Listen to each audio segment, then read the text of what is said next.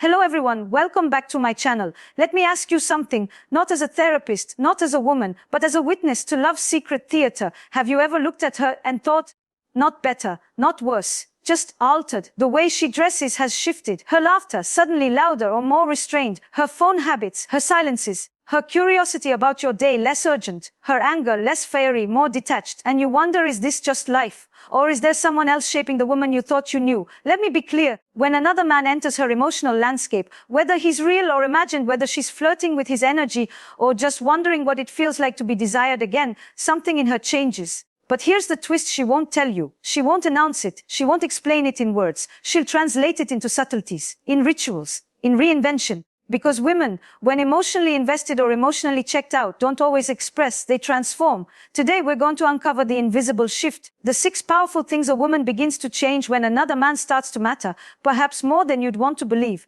Not to villainize her, not to pity you, but to awaken something in you. Because when you understand these shifts, you don't just decode her, you reclaim your presence. You're sitting across from her, maybe over dinner. Her fork moves in slow, thoughtful arcs. The conversation's light, pleasant even, but something beneath the surface is off. You feel it before you name it. She's here, but not entirely. Present, but unreachable. You're watching a woman you know, only she doesn't move the same way, doesn't speak the same way. Something inside her has pivoted. And what you're feeling, even if you haven't found the language for it yet, is change. The kind of change that doesn't announce itself. It slips in quietly. It arrives when another man has entered the frame, not always physically, not always intimately, but emotionally. And that, my dear, is where the power lies. You see, women are intuitive beings. We don't just wake up and decide to rearrange our lives. We evolve through context. When something shifts in our inner world, it shows up in the mirror, in the wardrobe, in the playlist, in the way we stop waiting for you to come home and start enjoying the quiet, or in how we stop trying to fix the distance and start learning to live inside it. And when another man is involved, whether it's a coworker who compliments her mind, an old flame who resurfaces, or simply the idea of being seen, truly seen again, she begins to realign. The first sign, the way she talks to you changes. It might be subtle, less warmth, more formality. Or maybe she becomes uncharacteristically patient, almost like she's treating you the way you treat a colleague or a distant cousin. Polite, predictable, detached. She used to tell you everything, didn't she? What she dreamed about last night. What her best friend said that made her laugh. What frustrated her at work. And you were her sanctuary. But now her stories have holes, gaps. It was fine. Nothing much happened today. You ask how she's feeling and she shrugs. She's no longer looking to you for emotional connection. And that's a woman who has redirected her intimacy elsewhere. You see, women speak differently when their hearts are still tethered to yours. We want to draw you close, to tell you things before you ask. We narrate our day not for the facts, but for the feeling of being heard. When that stops, when the silence stretches longer than the sentences, something has shifted. And let's talk about her appearance. It's easy to dismiss, I know. New hair, a different lipstick. Maybe she's suddenly going to the gym 3 times a week. And you might say, she just wants to feel better about herself. Yes, perhaps. But timing is everything. You see, when a woman begins to glow again, not for herself, but for an unseen mirror, it's rarely just self-love. It's often emotional projection. She's not dressing for you anymore. She's dressing for a possibility, for curiosity, for a kind of aliveness that you used to awaken in her, but that now comes from someone else's gaze. It's not always conscious. Women aren't plotting in some dark corner saying, let me change for this other man. No, it's in our wiring. When we feel desired, we become more. We expand. We bloom in response to attention that feels nourishing. And if that attention isn't coming from you, but it's coming from somewhere, we don't deny it. We adapt to it. She starts taking longer to get ready in the morning. She buys perfume she never wore before. She wants to feel noticed, but not necessarily by you. And yet, if you question it, she might laugh it off. What? I just wanted a change. And technically, she's not lying. But the truth is, a woman doesn't transform without inspiration. And when the source of that inspiration isn't you, it creates a quiet tension in the relationship, a kind of emotional infidelity that has no rules, no declarations, and no fingerprints, but it leaves its mark anyway. There's also the emotional energy she once reserved for you, the checking in, the playful text, the excitement in her voice when you called. It fades. Not all at once, gradually, like a light being dimmed in slow motion. She might still be doing the things, cooking dinner, folding your laundry, sitting beside you on the couch, but something vital has disappeared from the gesture, the soul of it, the heart. Because here's the paradox, she might not be cheating in any conventional sense, but emotionally, she's wandered. And that's not a decision, it's a migration, a shift born from unmet needs, unexplored parts of herself, and an awakening that another man, intentionally or not, has stirred within her. This doesn't make her cruel. It doesn't make her manipulative. It makes her human, but it also makes her unavailable. And maybe you felt this before. Maybe you've sensed her looking at her phone with a smile that doesn't include you. Maybe you've heard her laugh on a call in the other room, a laugh you haven't heard in weeks. Maybe you're lying in bed next to her and her back feels like a wall instead of a warm body, and still you pretend everything is fine, because what else can you do, right? You see, part of the reason this change is so unsettling is because it's so hard to prove. There's no affair, no evidence, no betrayal you can point to, and yet you feel replaced, and not by someone in your bed, but someone in her mind. And that can be far more dangerous, because once a woman begins to dream of being with someone else, the emotional rope that binds her to you begins to fray. She becomes less reactive to your mistakes, less interested in your approval, more indifferent to your mood. And this isn't maturity, it's detachment. It's the quiet preparation to walk away, or at least to stop trying. And I want you to understand something. Most women don't leave the moment they fall out of love. They stay, they try, they hope. But once another man becomes part of her internal story, once he symbolizes freedom, excitement, or emotional oxygen, her relationship with you starts to shift from within. It's not revenge. It's not calculated. It's emotional drift. And it's powerful. And if you're not paying attention, if you think everything is just a phase, or that she's just tired or stressed or hormonal, you'll miss the most important truth. She's changing, not because she hates you, but because she's beginning to wonder what it feels like to be loved differently. And that wonder is the seed of everything that follows. Now, you might ask, if she's still here, still showing up, still going through the motions, does it really matter? Yes. Because a woman doesn't always leave with her feet. She leaves with her energy first. She may still make dinner, but it won't be served with the same laughter. She may still text you back, but not with the same urgency. She may still sleep beside you, but her dreams, those don't belong to you anymore. And the next change, perhaps the most telling, is in how she handles her independence. You see, when another man becomes emotionally significant in her world, her sense of autonomy begins to blossom, but in a way that subtly excludes you. She starts doing more alone. She starts reclaiming parts of herself that used to be shared. She becomes less available for your time and more invested in her own space. At first, you might applaud it.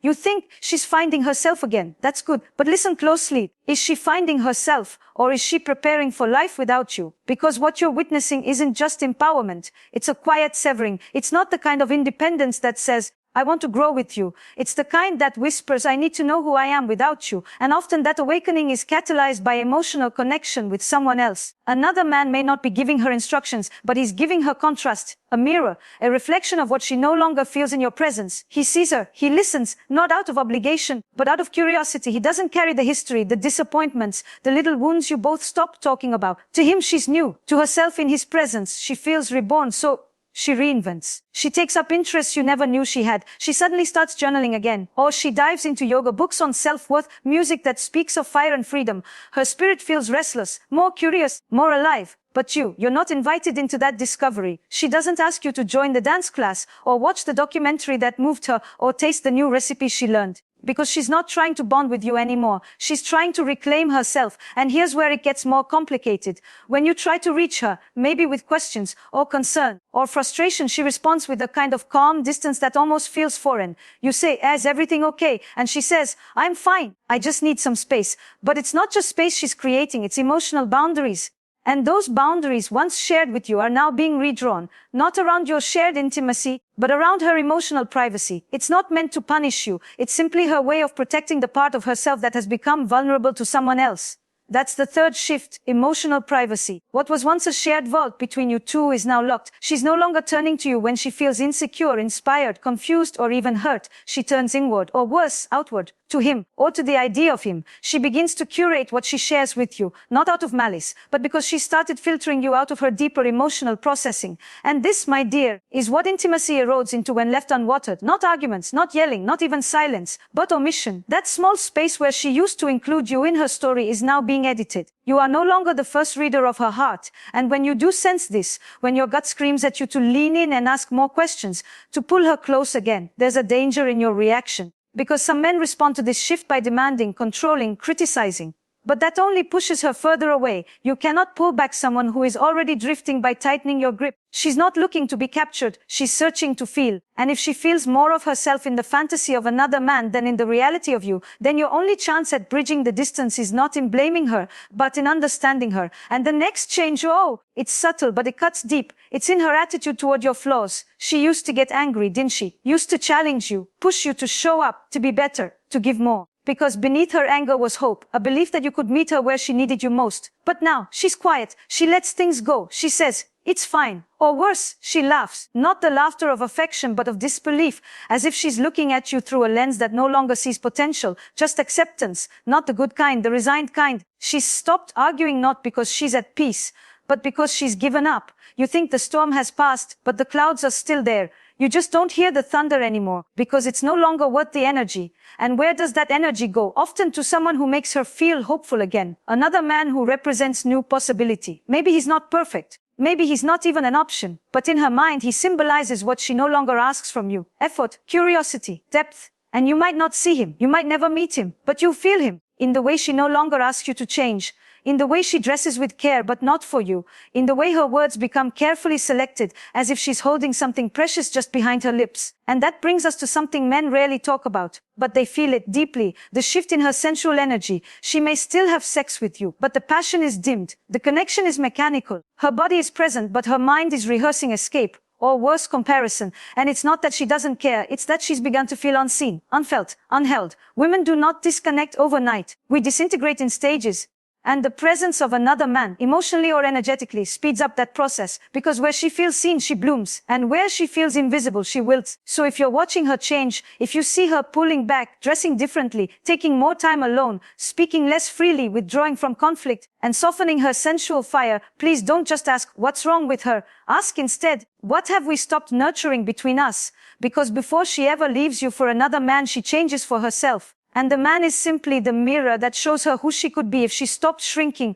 And then one day she stops asking you to understand her. That's the fourth shift. It doesn't come with a fight. It doesn't come with tears. It comes with silence, a tired kind of silence. The kind that follows too many conversations that ended with her feeling dismissed. You may not remember those moments, but she does. Every time you brushed off her emotional need with logic, every time she reached for you and you were too distracted, every time she showed vulnerability and you met her with defensiveness instead of curiosity. She remembers, not because she's bitter, but because emotional memory is a woman's blueprint for safety. And when another man shows up, not even as a romantic option, but simply as someone who listens without trying to fix her, he becomes an anchor she never expected. Now she's comparing, even if she doesn't mean to, how it feels to talk to him, how he looks at her, how he asks follow-up questions, how he remembers little things she said 3 days ago. It doesn't take much, just presence, just warmth, just attention. But after going without it for so long, it feels like oxygen, and you, without realizing it, start to feel like a vacuum, something that used to sustain her but now takes more than it gives. So she stops asking you to see her. She lets you talk. She lets you lead. She lets you believe everything's normal.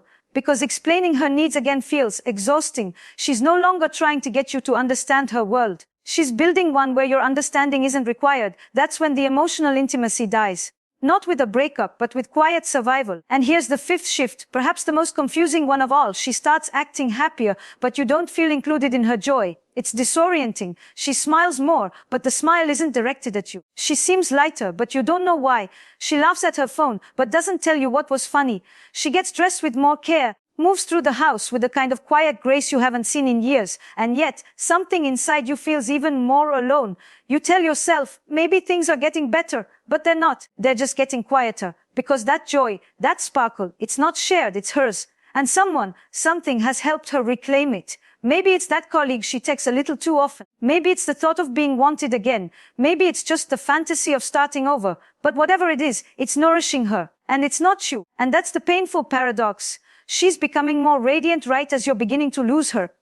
It's not that she doesn't care about you anymore. It's that she's remembering how to care about herself. And once she starts doing that, she doesn't tolerate the same kind of neglect. Not even the subtle kind. Not the I'm just busy. Not the you're too sensitive. Not the we'll talk later. Because now she knows how it feels to be emotionally fed again. And when a woman tastes aliveness, she doesn't want to go back to starving. You'll see it in how she carries herself. She walks differently, slower, more grounded. She stops rushing. She stops waiting. She gives herself permission to enjoy without guilt. And when you try to join her, take her out, be romantic again, she might go along with it. But you'll feel it, the space between you, the effort it takes her to engage. Because by now, her emotional home is no longer inside your relationship. It's somewhere else. She may still love you, but she doesn't need you to feel whole. And for a man who's used to being the center of her world, that can feel threatening. But here's the truth. She's not punishing you.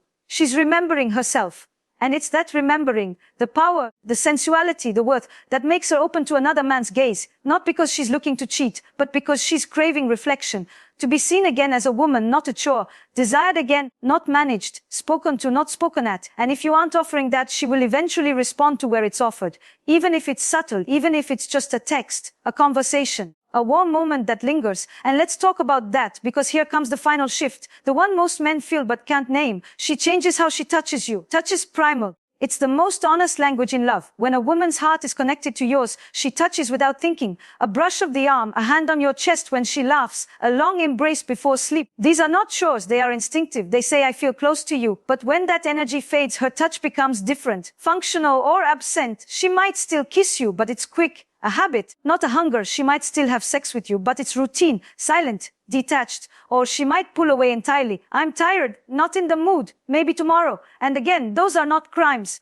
They're symptoms, because women don't fake emotional closeness well. When it's gone, it leaves the body. First in the hands, then in the eyes, then in the space between your two bodies at night. You start noticing things, the way she tenses when you reach for her, the way she keeps her back turned longer in the mornings, the way she leans into you during a hug, but only slightly. These are signals, quiet ones, but they are signals nonetheless. And when another man becomes emotionally important, even just in her thoughts, those touches begin to redirect. Her affection may become rarer, but not because she doesn't need affection. It's because she's giving it, emotionally, mentally, to someone else. Again, not always sexually. Sometimes, not even consciously, but emotionally she's already in motion. This is the part where many men feel powerless. They ask, what can I do? And I want you to know, this isn't about chasing or pleasing or controlling. This is about presence, intimacy, attunement. It's about being the man who sees her again, not just for what she does, but for who she is. It's about asking questions you used to ask, listening without defense, touching with intention, speaking with softness.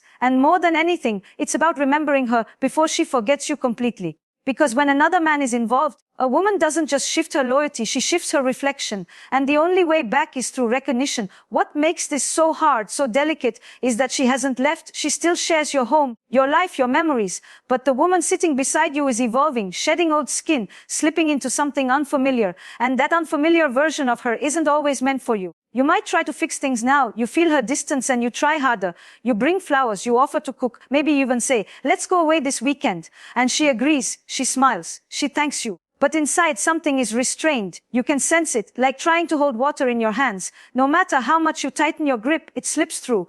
Because here's the truth most men don't want to hear. Once another man has opened a part of her that has been asleep for too long, you cannot compete by doing more. You must become different. Not perform for her, not plead for her, but remember her. Reclaim the emotional space you once inhabited, not as an obligation, but as a devotion. What she's seeking isn't grand gestures. It's emotional fluency, your ability to meet her, not just with your actions, but with your presence, with stillness, with humility, with truth. She doesn't want to be impressed. She wants to feel safe again in your attention, because something inside her has already made a choice, even if she hasn't spoken it aloud. And that choice is about alignment. She's asking herself every day, who sees me, who makes me feel like more, not less. And that man, the one who showed up in her life, through text, through timing, through tenderness, has unknowingly offered a mirror, one that reflects the version of her she secretly misses. Maybe she doesn't even know if she loves him. Maybe it's not about him at all. Maybe he's just a placeholder for a possibility. But the more she entertains that vision, the more distant your reality with her becomes. She doesn't stop loving you all at once. She just starts loving herself more. And that love begins to ask questions. Why do I feel more alive when I talk to him? Why do I laugh more freely when I'm not with you?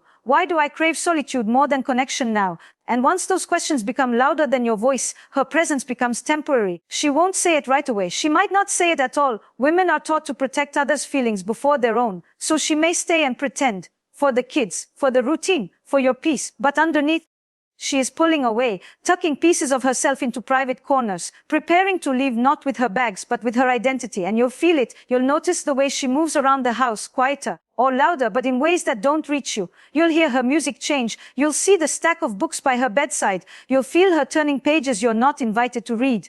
And that pain, that sense of being slowly erased, it will sting more than any dramatic exit ever could, because it doesn't come with clarity. It comes with confusion, ambiguity, mixed signals. She's here, but she isn't. She smiles, but it doesn't reach you. She says she's tired, but something else is keeping her awake. And if you confront her, she might say, I just need time. Or, you're imagining things. Or maybe she'll admit, with guilt in her eyes, I don't know what I feel anymore. That's the truth. She doesn't know. Because once another man has made her feel something she hasn't felt in a long time, clarity becomes difficult. She starts romanticizing her escape. It could be a weekend alone, a yoga retreat, a spontaneous road trip, something that helps her feel untethered, unattached, alive again, not because she wants to leave you in cruelty, but because she wants to find the part of her that stopped speaking years ago. And this isn't about him, it's about her. About the woman she became when life got heavy, when love got routine, when you stopped noticing the subtle ways she tried to connect, when she cried in the bathroom and cleaned her face before walking out, when she asked, "Do you still love me?" and you laughed it off like a joke. And so now she reclaims what was denied, not to punish you, but to recover herself. And you're left wondering, what happened? Where did she go? But maybe the better question is, where were you when she needed to be seen? That's not blame, that's ownership. Because the greatest tragedy isn't that another man entered her life, it's that there was space for him to enter. Space that used to be yours. Space you abandoned when you stopped being curious about her inner world, when you stopped touching her soul the way you used to touch her body, when your comfort became distance, when her softness was mistaken for stability, when her patience became a quiet protest, and now you are watching her rise, not away from you but back to herself. And if another man has played a role in that awakening, then the most powerful thing you can do is take responsibility, not grovel, not beg, but reflect deeply. Sincerely ask yourself, have I been fully present? Have I made her feel like the most cherished woman in the room? Have I celebrated her essence or just tolerated her presence? Because she doesn't want to be tolerated. She wants to be adored, not in grand ways, in subtle ones, in how you listen, in how you reach for her hand without needing a reason, in how you remember the details that matter to her, even when they mean nothing to you, in how you see her even when she's not trying to be seen. And if you're willing, really willing, you might still catch her before she fully slips away. You might still stir the memory of how it felt when your love was fresh. You might still speak to the woman inside her who wants to believe you're still capable of magic. But that will require vulnerability. It will require humility. It will require you to love her not out of fear of losing her, but out of reverence for the woman she's becoming. And that, my dear, is not just about holding on. That's about rising with her. You see, losing a woman rarely looks like a dramatic goodbye. It looks like her becoming someone you don't recognize, someone you thought you had all figured out, but now moves in new rhythms guided by a different music. And that music, it often begins to play when another man steps into her emotional field, not always because he's better, but because he's listening, because he's present, because he makes her feel like a woman again, not just a role. And this last shift is the most invisible, the one that men miss the most. She changes her story. You see, we all carry a narrative about our relationship, a story we tell ourselves and others. In the beginning, hers sounded like, "He's everything I prayed for." Then maybe it turned into, "We've had our ups and downs, but we're solid." But now she speaks about the relationship in a new tone, with caution, with edits, with resignation. It sounds like, "I don't even know who we are anymore," or "I love him, but I'm not in love with him," or worse, "We've just grown apart." That's the final stage of transformation, when the story changes from romantic hope to quiet departure. And that story doesn't shift overnight. It evolves through months, sometimes years of unmet needs, misaligned conversations, and emotional isolation. And often, the final nudge toward rewriting it is the presence of someone else who offers her a different narrative. Because that's what another man represents, not always a person, but a new story. A what if?